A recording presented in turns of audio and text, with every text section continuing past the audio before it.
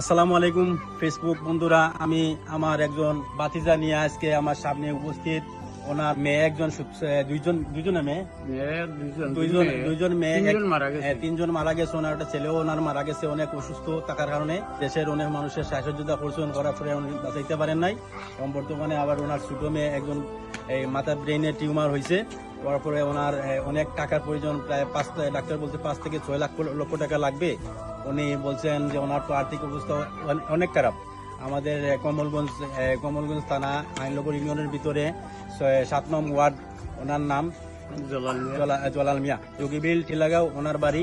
আর্থিকভাবে অনেক দুর্বল, আপনারা একটু সহযোগিতা করেন। আসলে আমরা দেশের যে অনেক পরিস্থিতি আছে, অনেক মানুষ এই সহযোগিতা করতেছে। বিশেষ করে আমাদের ভিডিওটা একটু শেয়ার করলে সবচেয়ে ভালো হয়, আমার এই বাতিজার একটু উপকৃত হতে পারেন।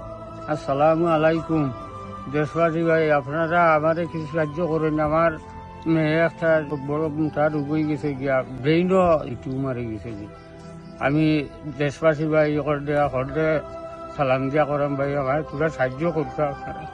আমার এখানে হইল কমলগঞ্জ আইননগর ইউনিয়ন 7 নম্বর ওয়ার্ড। আমার নাম জলাল মিয়া, যোগীবিল টিলাগাঁও বাড়ি। আমি কাম করিয়া খাই, আমার নিজের আর্থিক অবস্থা খুবই খারাপ। মানুষের বাড়ি কাজ করিয়া আমি খাই। মেয়েটারে আমি খেমলা বাঁচাইতাম, আপনারা একটু সহযোগিতা আমারে করতা। আপনারা ভিডিওটা শেয়ার করেন, দয়ালু মানুষের হাতত যেমনি পৌঁছে আপনারা ওই ব্যবস্থা করেন জানি।